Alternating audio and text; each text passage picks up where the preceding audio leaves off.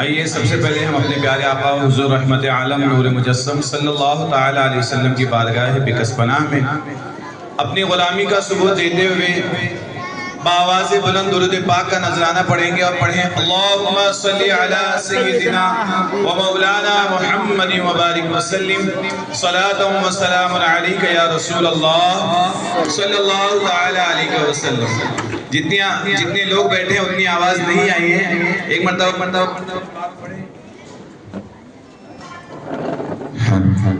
ایک مرتبہ پھر سے درود پاک پڑھے، سب کی آواز آنی چاہیے۔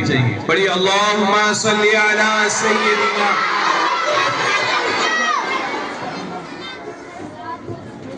صلاۃ و سلام علیک یا رسول اللہ صلی اللہ تعالی علیہ وسلم۔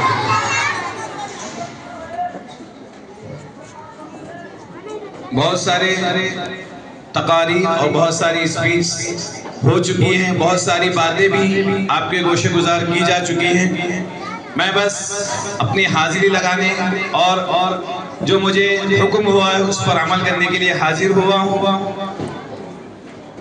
ہمارے بزرگوں نے جن طریقوں کو اور جن راستوں کو اپناتے ہوئے علم دین کا راستہ اپنایا تھا، علم دین سیکھنے کے لیے نکلے تھے، اس پر کچھ روشنی ڈالتے ہوئے میں اپنی بات کو آگے بڑھاؤں گا۔ امام شافعی رضی اللہ تعالیٰ عنہ نے ارشاد فرمایا کہ اگر کوئی شخص یہ چاہتا ہے کہ اسے علم دین حاصل ہو، وہ دین کی راہ میں علم حاصل کر کے کامیاب ہو جائے، تو اسے 6 چیزوں پر عمل کرنا بہت ضروری ہے۔ یہ 6 چیزیں ایسی ہیں جن پر اگر انسان عمل نہیں کرے گا تو کوئی بھی شخص علم کی راہ میں کامیاب نہیں ہو سکتا ہے۔ سب سے پہلی بات جو امام شافعی نے ارشاد فرمائی، ذہانت یعنی ذہن، عقل۔ یہ بات تو ہر ایک کوئی جانتا ہے کہ علم کوئی ہلکی اور پھلکی چیز نہیں بلکہ بہت بھاری چیز ہے۔ جب دنیا کی دوسری چیزوں کے لیے انسان کو عقل لگانے کی ضرورت پڑتی ہے، دماغ لگانے کی ضرورت پڑتی ہے، تو علم بغیر عقل کے، بغیر سمجھ کے کیسے حاصل ہو سکتا ہے؟ دوسری بات جو امام شافعی نے ارشاد فرمائی وہ ہے حرص۔ حرص یعنی لالچ، جستجو۔ انسان کو یہ نہیں سوچنا چاہیے کہ میں اگر 2 گھنٹے پڑھائی کر رہا ہوں تو 2 گھنٹے کے بعد میری پڑھائی ختم۔ میں اگر 4 گھنٹے کے لیے اسکول آ رہا ہوں تو 4 گھنٹے کے بعد میری کتابیں بند ہو جائیں گی، یہ نہیں سوچنا چاہیے۔ اگر انسان کے پاس 24 گھنٹے پورے خالی ہیں تو اسے اپنے 24 کے 24 گھنٹے علم کی راہ میں دینے ہوں گے، علم حاصل کرتے ہوئے گزارنے ہوں گے، تب جا کے وہ کچھ علم حاصل کر پائے گا۔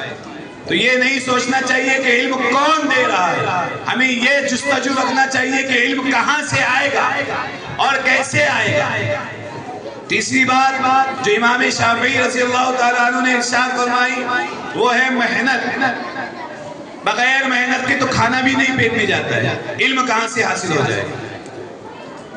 آج سب سے بڑی چیز جو ہم میں جس کا فقدان ہے، جس کی کمی ہے، جو ہمارے اندر ہمیں بہت مشکل نظر آتی ہے، وہ ہے محنت۔ ہم پڑھنے تو آتے ہیں، ہم پڑھنا تو چاہتے ہیں لیکن محنت کرنا نہیں چاہیے۔ بغیر محنت کے کچھ حاصل ہونے والا ہی نہیں ہے۔ چوتھی بات جو امام شافعی رضی اللہ تعالیٰ عنہ نے ارشاد فرمائی وہ ہے قناعت، یعنی جو ملا اس پر اللہ کا شکر کر کے علم حاصل کر سکتا ہے۔ پانچویں بات جو سب سے اہم ہے، ان 6 باتوں میں سے سب سے اہم بات جو یہ 5ویں بات ہے اور وہ ہے استاد کی رہنمائی۔ جب تک انسان اپنے استاد کی رہنمائی حاصل نہیں کرے گا، علم حاصل نہیں کرے گا۔ ایک سوال میں آپ سے پوچھنا چاہتا ہوں، سب لوگ جواب دیں گے؟ کچھ لوگ باتیں کر رہے ہیں، کیا وہ لوگ بھی جواب دیں گے میرا؟ سب لوگ جواب دیں گے؟ آپ جس کلاس میں ہو اس کلاس کی کتابیں آپ کے گھر تک پہنچا دی جائے اور آپ کو کہا جائے کہ سال بھر ان کتابوں کو پڑھ لینا، اس کے بعد سال بھر کے بعد جب آپ ساری کتابوں کو پڑھ لیں گے بغیر کسی استاد کی رہنمائی کے، آپ کو پڑھانے والا کوئی نہیں ہے، آپ کو بس روزانہ کتابیں پڑھنی ہیں اور 1 سال کے بعد ان کتابوں کا امتحان دینا ہے، کیا آپ دے پائیں گے ان کتابوں کا امتحان؟ دے پائیں گے؟ کیوں؟ سمجھ میں کچھ آنے والا نہیں ہے۔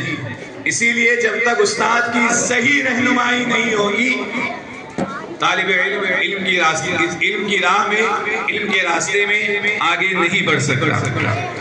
چھٹی بات جو امام شافعی رضی اللہ تعالیٰ عنہ نے ارشاد فرمائی وہ ہے وقت۔ کیا ہے؟ انسان کو جتنا وقت حاصل ہے، سارا کا سارا وقت انسان جب تک علم کی راہ میں خرچ نہیں کرے گا علم حاصل نہیں ہوگا۔